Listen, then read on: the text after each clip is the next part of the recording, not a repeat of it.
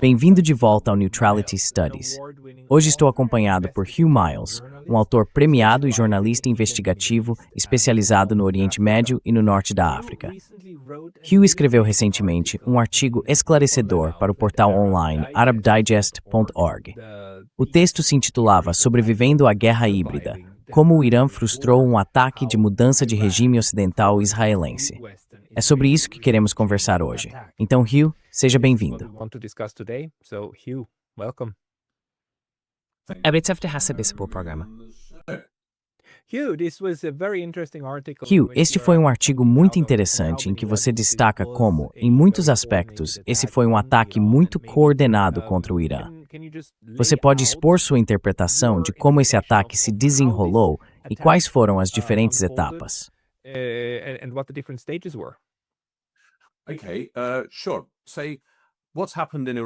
Certo, claro.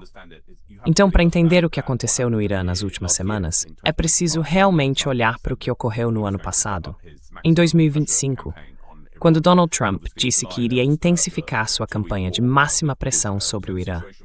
Em julho, houve a guerra de 2 semanas com Israel, então a situação já estava muito tensa. Depois disso, a pressão econômica sobre o Irã aumentou ainda mais. Trump impôs mais sanções às refinarias de petróleo chinesas, que compram petróleo iraniano, e isso se somou à enorme pressão econômica que vinha se acumulando há anos, desde o fim do JCPOA, na verdade, e até mesmo antes disso. Assim, a pressão continuou crescendo e, finalmente, tudo chegou ao auge por volta do Ano Novo. Finally, this all came to a head in around New Year, when if you remember at New Year, Donald Trump and Benjamin Netanyahu. Se você se lembra, no Ano Novo, Donald Trump e Benjamin Netanyahu se encontraram e passaram o feriado juntos. Logo depois disso, houve um colapso completo do real iraniano. Ele perdeu cerca de 30 ou 40% de seu valor. Isso foi comemorado por autoridades americanas como um sucesso da campanha de máxima pressão e desencadeou protestos no Irã, como era de se esperar. No início de janeiro, os protestos eram inicialmente pacíficos. Mas, após cerca de 3 dias, eles de repente explodiram em uma onda de violência. Vimos uma enxurrada de vídeos vindos do Irã, mostrando pessoas lutando, muitas sendo mortas, gente disparando metralhadoras, lutando com facões, incendiando mesquitas, um caos completo em todo o país.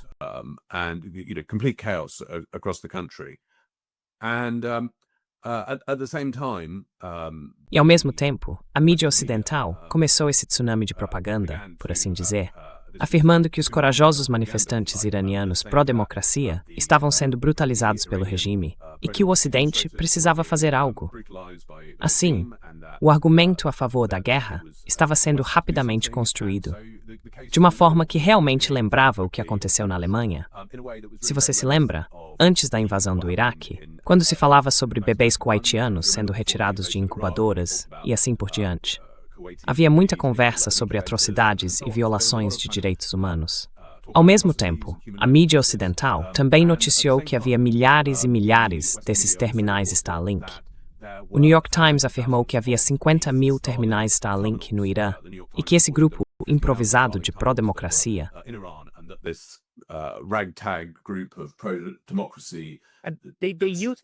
Eles usaram esse termo, improvisado. Estava no New York Times. Um grupo improvisado, como um coletivo solto de figuras da oposição que, de alguma forma, conseguiram reunir 50 mil pessoas. Bem, quero dizer, exatamente. E claramente isso levanta a questão. Como diabos manifestantes pró-democracia desorganizados poderiam conseguir equipamentos de alta tecnologia no valor de dezenas de milhões de dólares em um país sob embargo e fortemente sancionado? Não faz o menor sentido. Porque, levar esses painéis da Starlink para o Irã não é só contra a forma como o Irã conduz as coisas, mas também contra as sanções dos Estados Unidos, certo? Seria uma violação da lei dos Estados Unidos exportar isso para o Irã, não é?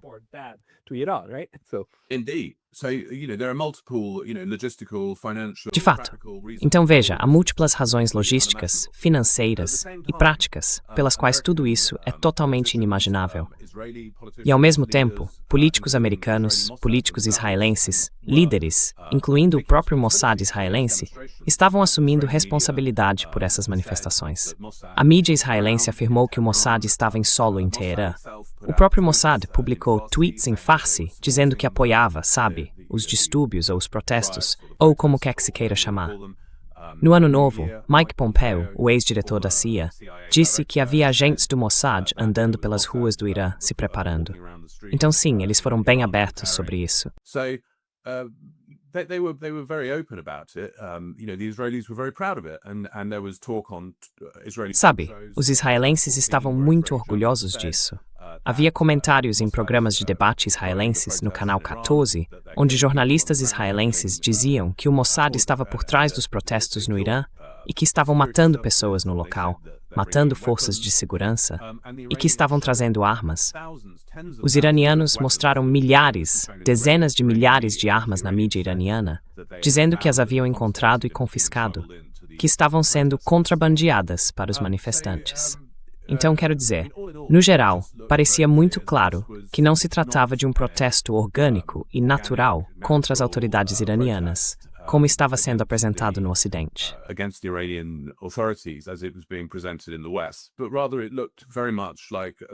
Mas, na verdade, parecia muito com o conhecido manual da CIA MI6, que já vimos muitas vezes antes em vários países, incluindo o Irã em 1953. O que aconteceu naquela época foi muito parecido com o que está acontecendo agora. Você faz a economia entrar em colapso, o que, como sabemos, os países ocidentais estão, obviamente, em boa posição para fazer.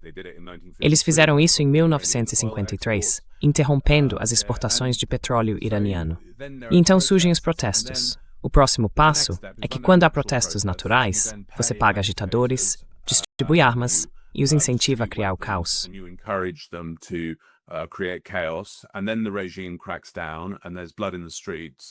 E então o regime reprime e há sangue nas ruas. Você usa isso para pressionar o regime a recuar, como aconteceu em 1953, ou, como parecia ser o plano neste caso, para intervir militarmente e tomar algum tipo de ação para concluir o trabalho e se livrar do regime. Esse parecia ser o plano. Mas os iranianos conseguiram frustrá-lo, porque depois de alguns dias de caos total no Irã, quando vimos tantos vídeos de violência e destruição, eles desligaram a internet. Com a ajuda dos russos, que têm muita experiência em lidar com a tecnologia Starlink, já que a conhecem da Ucrânia, onde o Starlink é usado para manobrar drones, os russos sabiam exatamente como desligá-la e localizar os terminais. E, ao que parece, foi isso que os serviços de segurança iranianos fizeram. And so apparently this is what the Iranian security services did, and there were lots of arrests. E houve muitas prisões, e os terminais foram confiscados. Assim que os agitadores não puderam mais se coordenar, os protestos pararam imediatamente. Então o que aconteceu foi que houve grandes manifestações pró-governo no Irã, certamente dezenas de milhares de pessoas. Quero dizer, obviamente é muito difícil saber. O regime iraniano afirmou que eram milhões. Não acho isso muito provável.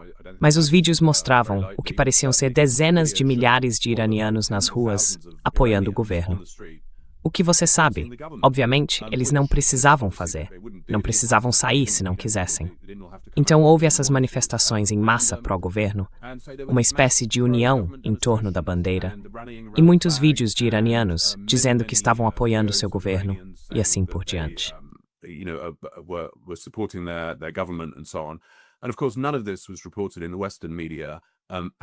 E claro, nada disso foi noticiado pela mídia ocidental. Quero dizer, a mídia ocidental foi mais uma vez totalmente enganosa em sua cobertura. Ela divulgou essa narrativa que aparentemente tinha como objetivo abrir caminho para uma intervenção estrangeira. O que, é claro, já é o que esperamos da mídia ocidental. Sabemos que a mídia ocidental é patologicamente anti-iraniana e não representa de forma justa o conflito entre Israel e Irã. Então foi isso que vimos.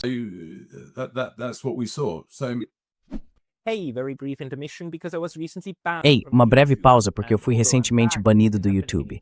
E embora eu tenha voltado, isso pode acontecer de novo a qualquer momento. Então, por favor, considere se inscrever não só aqui, mas também na minha lista de e-mails no Substack. É pascalotas.substack.com. O link está na descrição abaixo. E agora, de volta ao vídeo. Então até as redes sociais ficaram inundadas, certo? Especialmente o Twitter ou X. Acho que nunca vi tanta gente assim. Bem, já vi esse volume, esse contexto. E em Score, eu direi, é simplesmente impressionante.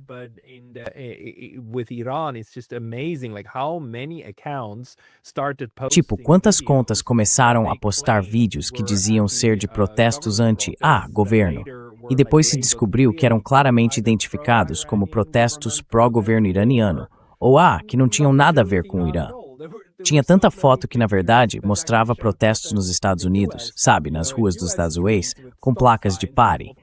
E mesmo assim, algumas contas afirmavam seriamente, olha, estão atacando com gás, quando o que foi usado era algum tipo de spray de pimenta ou algo assim, e claramente era nos Estados Unidos. Quero dizer, foi um ataque massivo nas redes sociais, ou sabe, uma tentativa de moldar a narrativa, simplesmente enorme.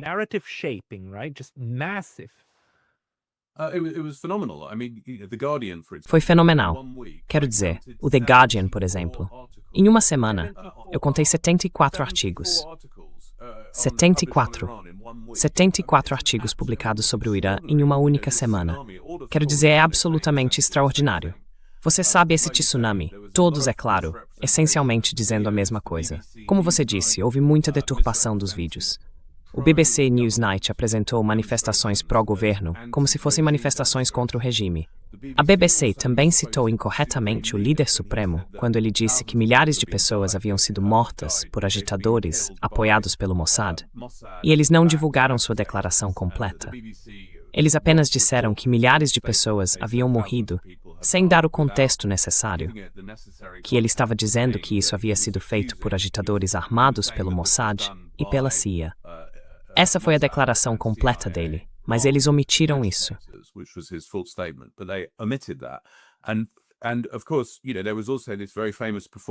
E claro, você sabe, também houve aquela apresentação muito famosa de uma dissidente iraniana, uma imigrada chamada Masih Alinejad, que apareceu nas Nações Unidas. Ela chorou e falou sobre milhões de iranianos sendo mortos. Isso foi noticiado pela Reuters e transmitido em todo o mundo. Eles não mencionaram o fato de que essa mulher, segundo o Wikileaks em 2009, era uma colaboradora da inteligência dos Estados Unidos, certo? Ela aparece no Wikileaks e lá diz que sua identidade precisava ser protegida. Também não mencionaram que, de acordo com informações públicas do governo dos Estados Unidos, ela recebeu mais de $800 mil para fazer propaganda contra o Irã enquanto estava exilada no Ocidente. E claro, Reza Pahlavi, o filho do Shah, vive em Maryland. E, obviamente, não pode ir ao Irã.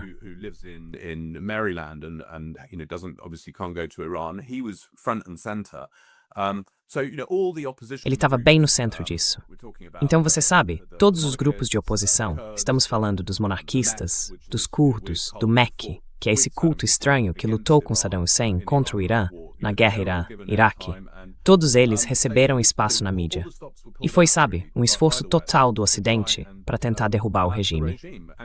E claro, vale destacar que o governo iraniano, bem, o Irã, não é uma ameaça para os Estados Unidos, certo?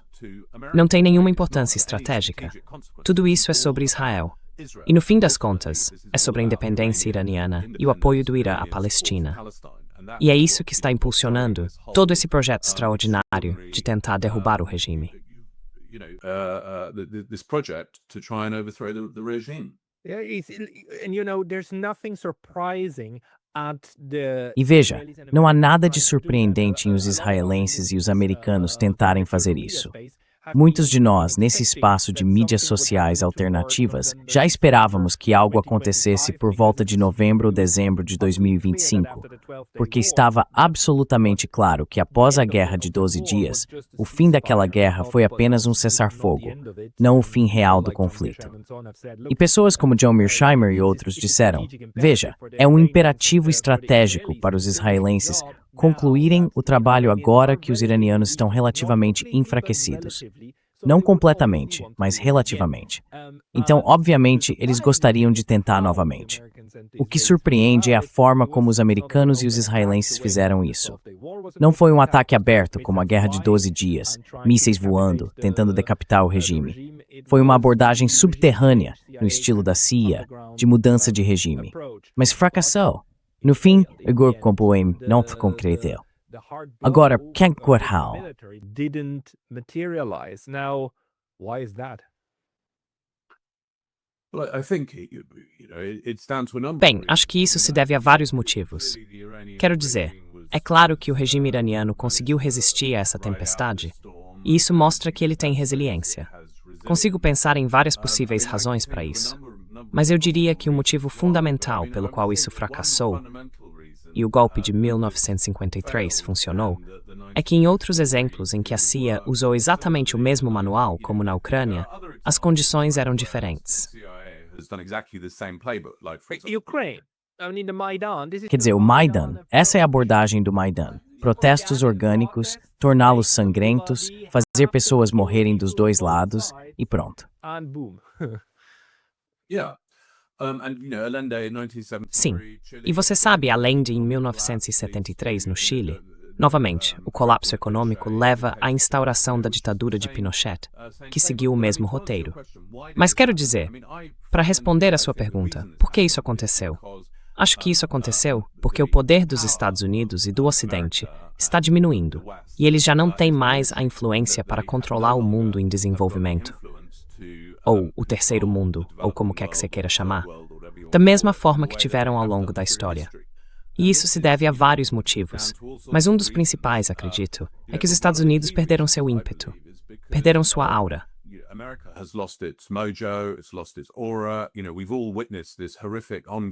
Sabe, todos nós testemunhamos esse genocídio horrível e contínuo nos últimos 2 anos, em que os Estados Unidos e a Grã-Bretanha são completamente cúmplices e responsáveis. E veja, todas as instituições ocidentais o defenderam, a mídia ocidental, os políticos ocidentais. Ficamos totalmente chocados ao ver o livro de regras sendo jogado pela janela, o direito internacional sendo pisoteado. E agora temos Donald Trump na Casa Branca, que simplesmente personifica o racismo, tudo o que há de pouco atraente na América. Ele é um mentiroso, um misógino, um racista. Então, os Estados Unidos já não parecem mais um país atraente. Lá em 1973, quando a Operação Ajax derrubou o regime, a América era muito diferente.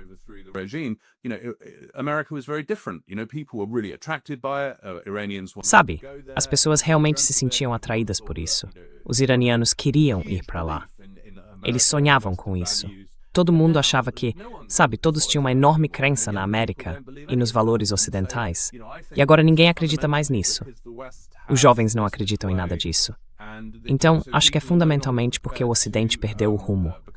As pessoas não estão mais dispostas a se tornar traidoras, a se voltar contra o próprio governo e aceitar o dólar americano para agir contra o próprio país, como fizeram em 1973. É basicamente por isso. Mas é uma combinação de motivos. Em essência, o Ocidente perdeu o poder de controlar o mundo como fazia antes. Scott Ritter apresentou uma interpretação sobre o fim dessa abordagem de mudança de regime no Irã, que achei interessante. Não sei até que ponto podemos segui-la, mas ele argumentava que isso poderia ter sido, na verdade, uma jogada deliberada de Donald Trump para forçar a mão dos neoconservadores pró-mudança de regime no Irã. Para dizer a eles, certo, tudo bem, vamos fazer isso. Mas então ele não deu continuidade junto à liderança militar, porque isso teria exposto as redes desse grupo de neoconservadores dos Estados Unidos e de Israel que queriam realizar a operação. E agora vai ser muito, muito difícil reconstruir isso novamente.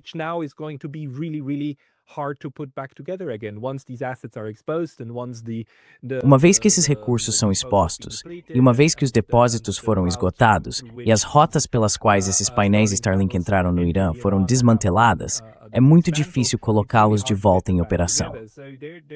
Então Ritter disse algo como, ok, talvez tudo simplesmente tenha desmoronado, mas talvez a equipe de Trump, que não queria fazer esse tipo de intervenção e tinha um plano diferente para a região, na verdade quisesse minar aquela facção.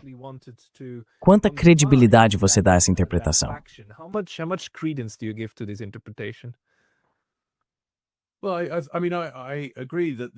Bem, quero dizer, concordo que essa tentativa de golpe fracassada estava sendo preparada há anos, certo?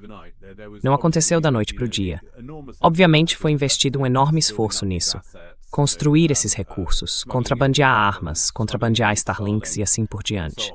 Então sim, foi um grande investimento que deu errado. Acho que Donald Trump desistiu disso. Desistiu de atacar o Irã porque não havia chance de sucesso estratégico.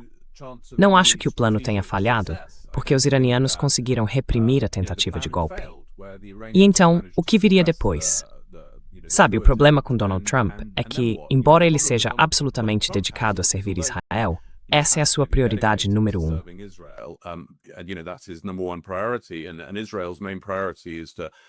A principal prioridade de Israel é derrubar o regime no Irã. O problema de Donald Trump é que suas mãos estão atadas. Ele não pode colocar tropas em solo, porque o povo americano é totalmente contra invasões estrangeiras. Então o que ele poderia fazer? Tudo o que ele pode fazer é bombardear e tentar decapitações. E ele obviamente tentou isso e não funcionou. Portanto, não havia nenhuma perspectiva realista de sucesso estratégico. Essencialmente, essa tentativa imperial de derrubar o regime iraniano foi derrotada. E eu acho que se houvesse qualquer chance de isso funcionar, eles teriam continuado. E tentarão novamente se puderem. Mas eles fracassaram.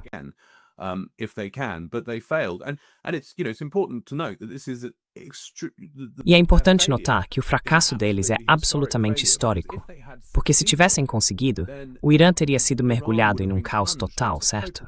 Provavelmente teria durado décadas, ou até um século, de caos e guerra civil entre todos esses grupos, porque o Irã estaria, você sabe, lutando para se manter. E, obviamente, o eixo da resistência em todo o Oriente Médio teria perdido seu principal patrocinador. Assim, o projeto israelense poderia ter se expandido e a Palestina teria sido eliminada. Israel teria conseguido, você sabe, realizar seus sonhos, garantir sua hegemonia em toda a região e se expandir para todos os outros países árabes nos quais deseja se expandir, porque é realmente apenas o Irã que mantém o projeto israelense sob controle. Portanto, o fato de essa tentativa de golpe ter fracassado fez uma diferença absolutamente colossal em termos históricos.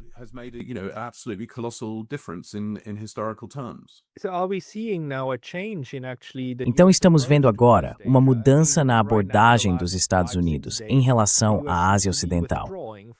Quero dizer, neste momento, nos últimos 5 ou 6 dias, os Estados Unidos parecem estar se retirando da Síria, dessas áreas que controlavam na região curda, no Nordeste. E claro, como outros já disseram, eles estão abandonando esses aliados, certo? Como quem diz, aqui está, e agora eles estão sendo atacados por combatentes do ISIS, que estão do lado do governo, porque o governo sírio é controlado por um ex-líder da Al-Qaeda, da Al-Nusra, certo? E coisas realmente ruins estão prestes a acontecer por lá. Mas por que eles estão se retirando agora dessas posições que mantiveram por 10 ou 12 anos?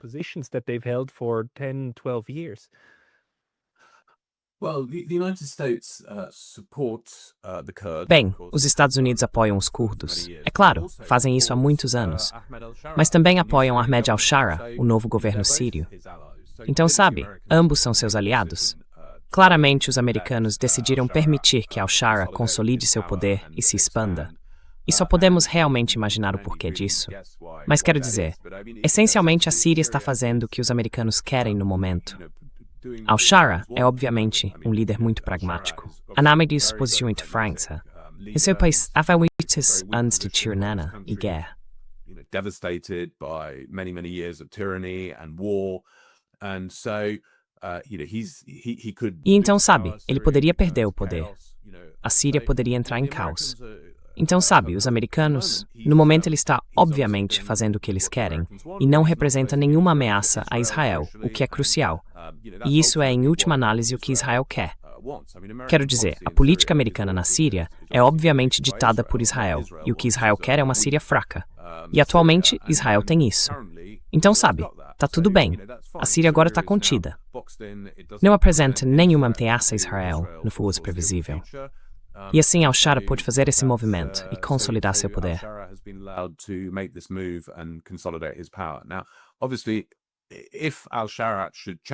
Agora, obviamente, se Al-Shara mudar de postura a qualquer momento e começar a demonstrar qualquer tipo de hostilidade em relação a Israel ou aos Estados Unidos, então seria de se esperar que os americanos voltassem imediatamente a apoiar os curdos.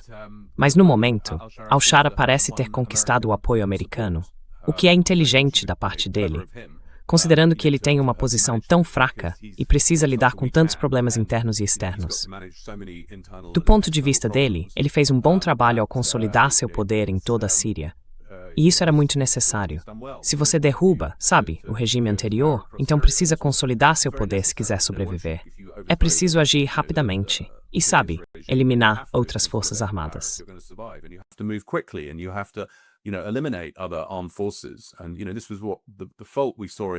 E veja, esse foi o erro que vimos em outras revoluções, como no Egito e em outros lugares. O novo governante que assumia o poder hesitava, não agia com eficiência para eliminar o Estado profundo e remover outros centros de poder. E como resultado, houve uma contra-revolução, e eles foram derrubados. Então veja, Al-Shara realmente teve que fazer isso. Do ponto de vista dele, é um grande sucesso, porque os curdos representavam uma grande ameaça à sua autoridade. Mas é claro, ainda não acabou. Não sabemos. Os curdos não desapareceram. E agora há, obviamente, muita animosidade entre ele e os curdos. Então veja, o problema não vai simplesmente desaparecer. Yeah. Let's leave that on as Vamos deixar esse assunto de lado. Mas o que você prevê? Os Estados Unidos agora encerraram a questão com o Irã? Porque eu não acho. Ainda temos relatos de todo um grupo de ataque de porta-aviões a caminho do Golfo. O que você espera que aconteça neste momento? Porque quero dizer, Israel obviamente quer o Irã morto e servido em um prato. O que você acha que vai acontecer nas próximas semanas e meses?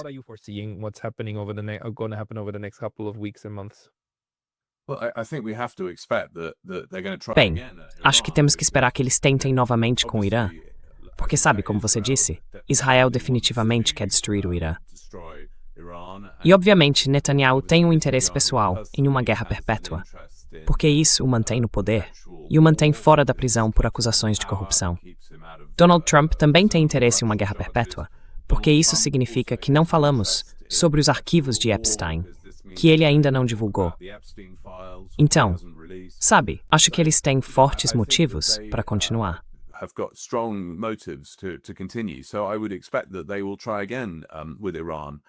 Então eu esperaria que eles tentassem novamente com o Irã, sabe, mais cedo ou mais tarde.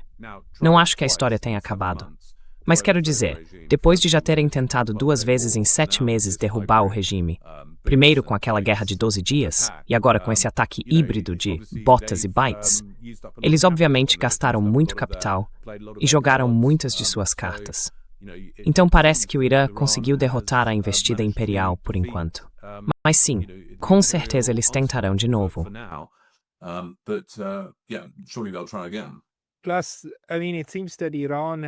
Além disso, quero dizer, parece que o Irã ganhou um pouco mais de confiança em sua cooperação, especialmente com os russos. Mas também do lado chinês, há muitas pessoas afirmando que há vários voos indo da China para o Irã. Então, você acha que Pequim e Moscou agiram com bastante rapidez nos últimos meses, tentando apoiar os iranianos?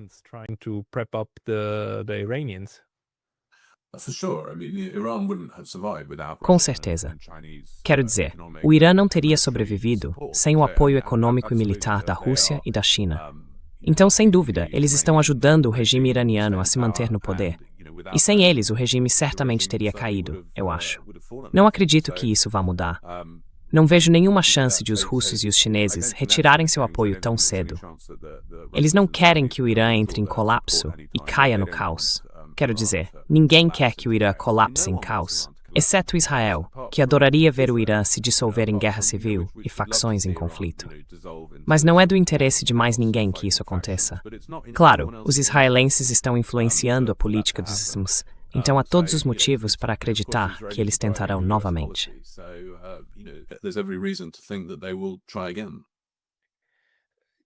What do you think, though, O que você acha, porém?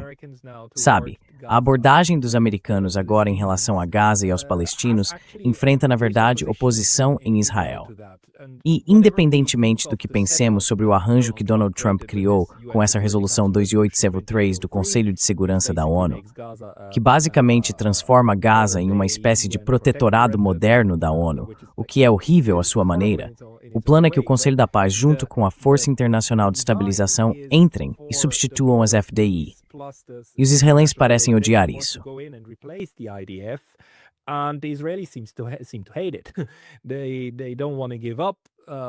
Eles não querem desistir, sabe? Eles ainda ocupam metade de Gaza e continuam matando pessoas todos os dias, certo? Desde que o cessar-fogo entrou em vigor, eles já mataram mais de 450 palestinos lá. Quero dizer novamente, um cessar-fogo para os israelenses significa que o outro lado para de atirar enquanto eles matam impunemente.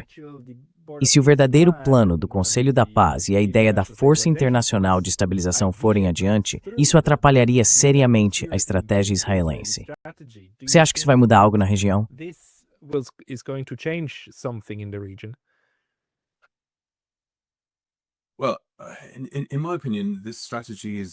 Bem, na minha opinião, essa estratégia fracassou e vai continuar fracassando. Não acho que Israel vá sobreviver por muito mais tempo, para dizer a verdade. Acho que essa guerra, ou o genocídio, causou um enorme golpe em Israel. É preciso lembrar que, antes de a guerra começar, em 2023, os israelenses já estavam brigando entre si. Figuras israelenses de alto escalão, incluindo ex-primeiros-ministros, diziam que aquele era o fim do sionismo, o fim de Israel. Eles até alertavam que poderia haver uma guerra civil. Tudo isso aconteceu em 2023. E agora, depois de mais de 2 anos de genocídio, a popularidade de Israel despencou completamente ao redor do mundo.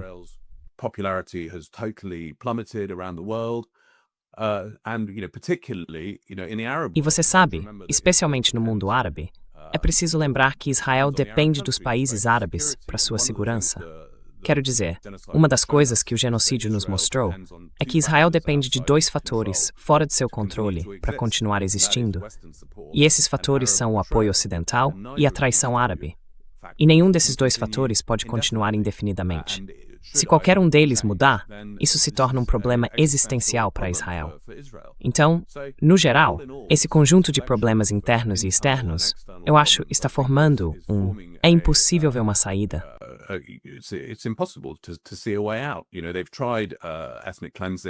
Sabe, eles já tentaram limpeza étnica, já tentaram genocídio e falharam. No fim das contas, o Hamas ainda existe, os palestinos ainda estão lá, e acho que os israelenses estão perdendo a confiança em todo o projeto. Eles estão tirando dinheiro de lá. Quero dizer, quem iria querer construir um negócio ou fazer um futuro em Israel agora? Os israelenses que eu conheço estão planejando sair. Então eu penso, quantas pessoas, 5 anos antes do colapso da União Soviética, achavam que a União Soviética iria desmoronar? Certo?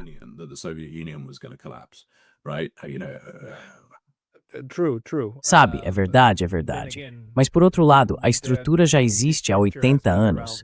E você realmente tem dados. Sabemos algo sobre coisas como fuga de capitais ou pessoas indo embora. Quero dizer, sabemos que durante a Guerra de 12 Dias, Israel teve que proibir seu povo de sair. Foi tipo, ok, vocês não podem fugir. Ninguém pode sair do país, porque poderia ter sido um êxodo em massa, certo? Então existem essas fragilidades. E claro, não sabemos ao certo quantas pessoas em Israel têm dupla nacionalidade, que poderiam, sabe, de uma hora para outra, voltar para os Estados Unidos ou para a Europa, de onde vieram, certo? Isso é um grande problema para Israel.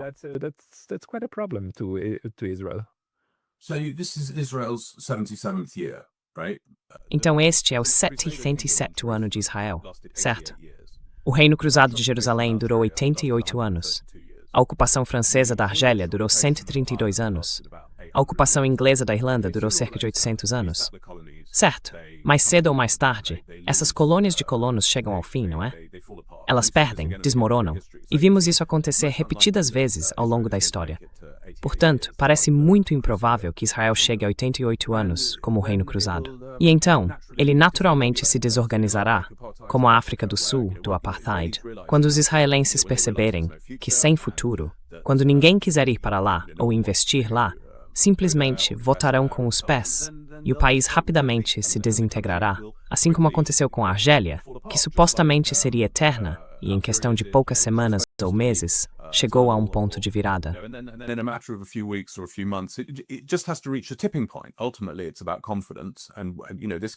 Em última análise, trata-se de confiança.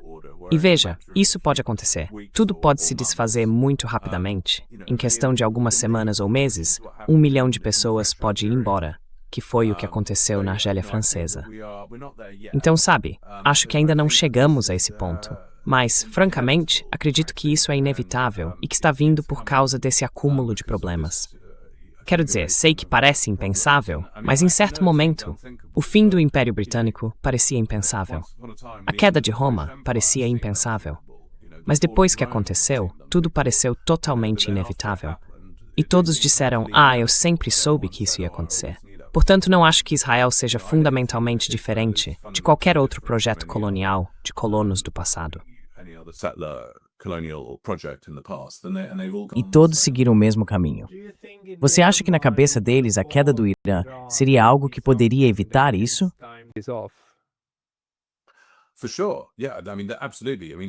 Com certeza. Sim, quero dizer, absolutamente. Os israelenses gostariam de dividir o Irã. Eles obviamente querem dividir todos os países árabes e muçulmanos. Esse é o objetivo deles. Eles querem controlá-los ou fragmentá-los. E já vimos eles fazerem isso. Sabe, eles ajudaram a dividir o Sudão. Tentaram dividir a Somália com a Somalilândia.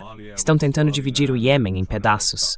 Então, é claro, é a tática de dividir para governar. Porque se você conseguir fragmentar esses países árabes, isso, sabe, lhes dá alguma esperança. Mas há outros países que não podem ser divididos, como o Egito.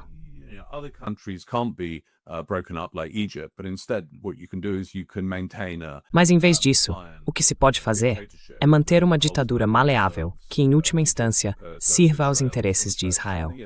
E veja, é isso que existe na Arábia Saudita e no Egito. Esses são os dois países árabes mais importantes. E é tão crucial para Israel que o Egito e a Arábia Saudita permaneçam, sabe, em seu estado atual. Em outras palavras, sem poder escolher seus próprios líderes e sendo governados por essas ditaduras absolutas, secretas e corruptas, que acabam agindo em favor dos interesses de Israel, em vez de seus próprios interesses nacionais. E isso precisa continuar assim.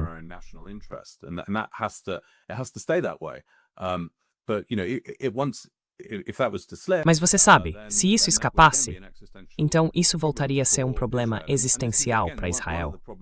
E esse é novamente um dos problemas que eles têm por causa do genocídio. Os árabes, obviamente, assistiram a isso com horror e está chegando a um ponto de ebulição no mundo árabe.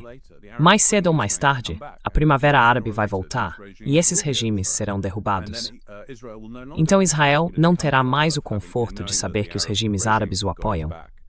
Isso vai acontecer. E quando acontecer, será mais um problema, mais um prego no caixão.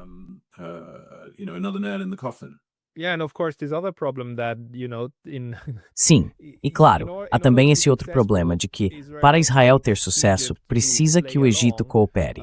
Mas em algum momento, Israel precisaria expulsar o 1,5 milhão de habitantes de Gaza restantes para o Sinai, o que seria uma sentença de morte para o governo de Al-Sisi se isso acontecesse.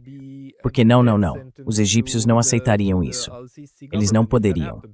Mesmo que aceitassem, isso só significaria que a guerra chegaria até eles, porque então os bombardeios começariam por lá, certo? Então, quer dizer, de certo modo, todo esse projeto acabou se encurralando em um beco muito, muito feio, não foi?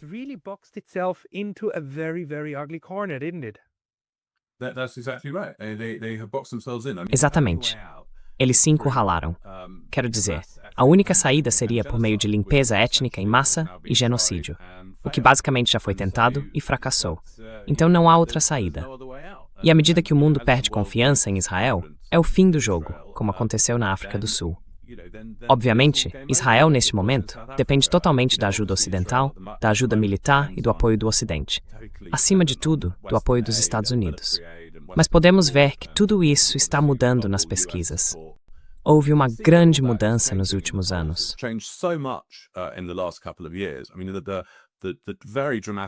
Quer dizer, a mudança muito dramática na opinião pública, obviamente principalmente entre os democratas, mas também entre os republicanos e agora entre os jovens republicanos.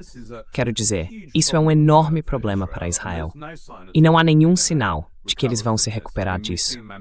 Quero dizer, vimos Mamdani ser eleito em Nova York. Isso foi outro terremoto. Então eles se colocaram completamente em uma armadilha. E sabe, sim, eles adorariam empurrar 1 milhão de palestinos por Sinai, mas Sisi não pode aceitar isso. Ele deixou isso completamente claro. Isso iria contra a sua narrativa sobre por que ele deveria estar no poder. Quero dizer, obviamente, ele tem quase nenhuma legitimidade, ou zero legitimidade de qualquer forma.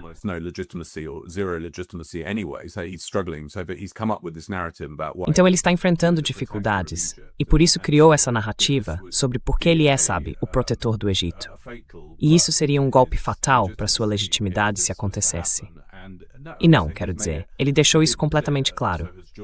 A Jordânia também. Eles não vão aceitar isso. Isso coloca Israel em uma posição difícil. Agora Israel reconheceu a Somalilândia e claramente tem planos de mover palestinos para lá. Mas não acho que alguém realmente acredite que seja realista mover 1 milhão de palestinos de Gaza para a Somalilândia. Então o problema continua. No fim das contas, o Hamas ainda está lá. Eles não vão entregar suas armas ao Conselho da Paz. They're not going to give up their weapons to the board of peace. No one is going to be able to disarm them. Ninguém vai conseguir desarmá-los. Então, essencialmente, a guerra ainda continua. Estamos em uma pausa. Bem, nem mesmo uma pausa na guerra. Como você disse, pessoas estão morrendo todos os dias, então mais cedo ou mais tarde, isso vai reacender. Nada está terminado, nada está resolvido. Mas o que mudou é que Israel perdeu muito apoio e se tornou estrategicamente muito mais fraco do que era. E isso você sabe, eles estão enfrentando uma crise existencial. Acho que os israelenses estão cientes disso. E agora, estão preparando seus segundos passaportes e fazendo planos e arranjos alternativos, porque todos já conseguem ver para que lado o vento está soprando.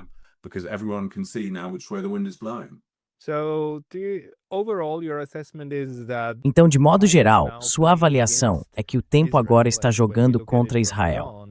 E quando olhamos do lado do Irã, quanto mais tempo eles conseguirem resistir a esses ataques, e já tivemos 2 em 7 meses, melhor a situação fica para eles. Ou você vê algum impedimento estratégico que tornaria o futuro sombrio para o Irã?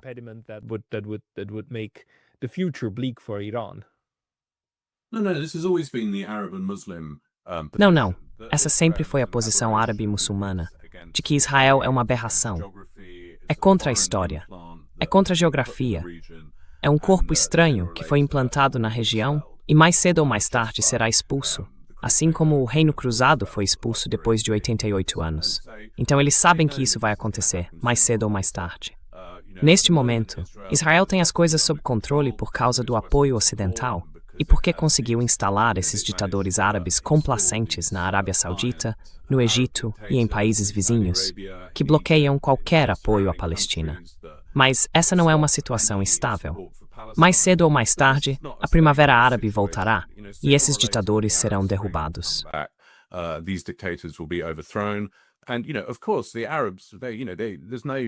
E claro, os árabes, não há absolutamente nenhum amor por Israel.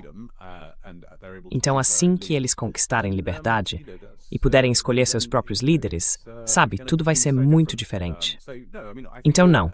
Quero dizer, acho que todos os árabes e muçulmanos da região estão jogando a longo prazo, e eles sabem, essa também é a visão do Hamas, que não é possível derrubar Israel hoje, mas que estão em uma guerra prolongada, uma guerra popular prolongada, exatamente como Mao Tse-tung falava em sua filosofia de travar longas guerras de resistência. E mais cedo ou mais tarde, sabe, é muito difícil derrubar uma potência colonial. Eles têm recursos enormes.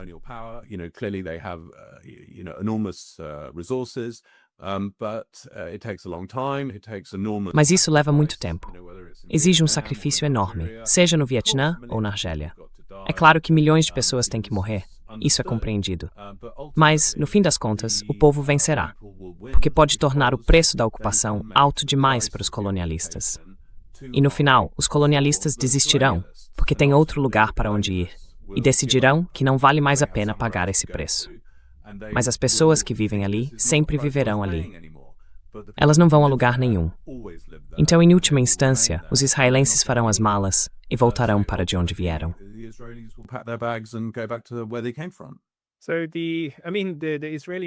Quer dizer, a narrativa israelense é claro que essa é a terra deles, certo?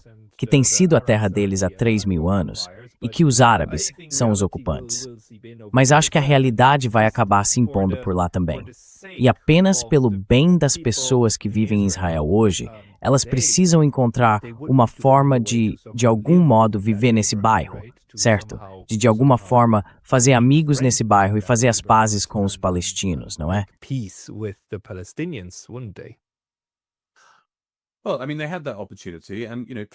Bem, quero dizer, eles tiveram essa oportunidade e você sabe, claramente isso foi desperdiçado. Quero dizer, houve um tempo em que isso poderia ter sido viável. As coisas poderiam ter sido tão diferentes para Israel. Quero dizer, Israel fez más escolhas e foi ajudado a fazer más escolhas pelos Estados Unidos. Eles se destruíram e, para ser honesto, quase destruíram o judaísmo. Tragicamente. O judaísmo foi tão prejudicado por Israel. Antes, uma religião liberal, aberta a judeus de todas as origens. E agora, por causa desse projeto sionista, obviamente, os palestinos são as primeiras vítimas do sionismo. Mas muitos judeus não sionistas também são vítimas do sionismo.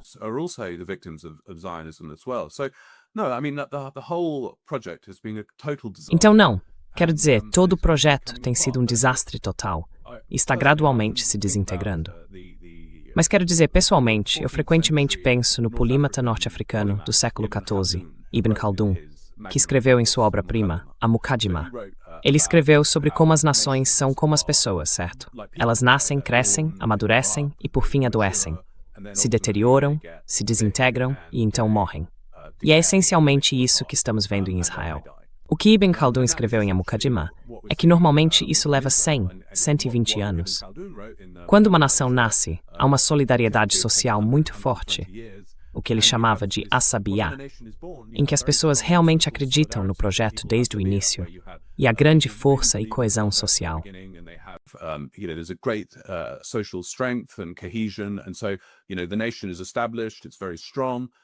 E assim, você sabe, a nação é estabelecida, é muito forte. Mas então, com o passar dos anos, ela começa a se desintegrar. As pessoas ficam preguiçosas, corruptas, começam a brigar entre si, e a nação forte começa a enfraquecer. A nação enfraquecida, então, entra em colapso, e uma nova pode ser restabelecida em seu lugar. E esse é o ciclo das nações. E é aí que chegamos com Israel. Foi criada muito forte no início, com bases sólidas, mas perdeu o rumo. Agora está profundamente dividida. Tornou-se muito religiosa e conservadora, o que está totalmente fora de sintonia com seus apoiadores na Europa, que não são conservadores religiosos.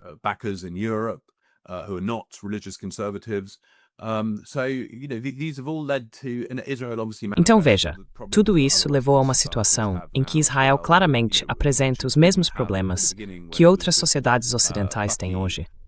Problemas que não existiam no início, quando era aquele Estado colonial destemido que estava apenas sendo criado.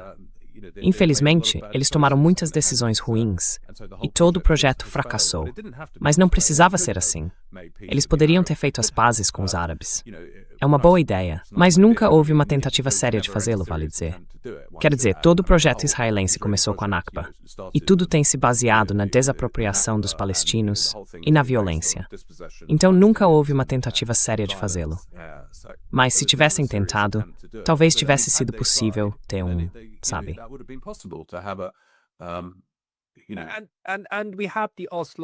E tivemos os acordos de Oslo, tivemos o processo de Oslo, tivemos a ideia, tínhamos um roteiro que foi então constantemente, sistematicamente minado e usado como pretexto para fazer o oposto. Foi bastante triste. Mas sim, havia ideias, havia ideias.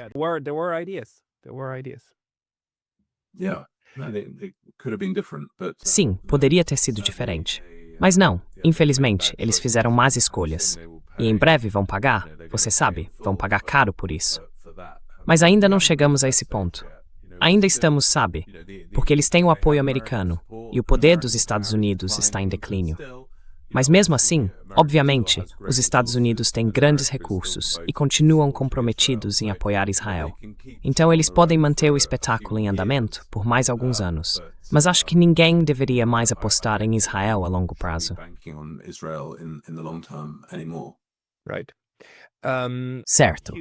Ri, obrigado pela sua avaliação e especialmente por explicar o que aconteceu com o Irã e suas reflexões sobre o futuro da Palestina também. As pessoas vão querer ler mais de você. Onde elas podem encontrar seu trabalho? Eles deveriam conhecer o Arab Digest, que é o site que criei há cerca de 10 anos. É uma empresa de mídia independente, um site por assinatura, e nós falamos sobre todas essas questões e sobre política do Oriente Médio. Pessoal, acessem o site arabdigest.org. Hugh Miles, muito obrigado pelo seu tempo hoje. Thank you.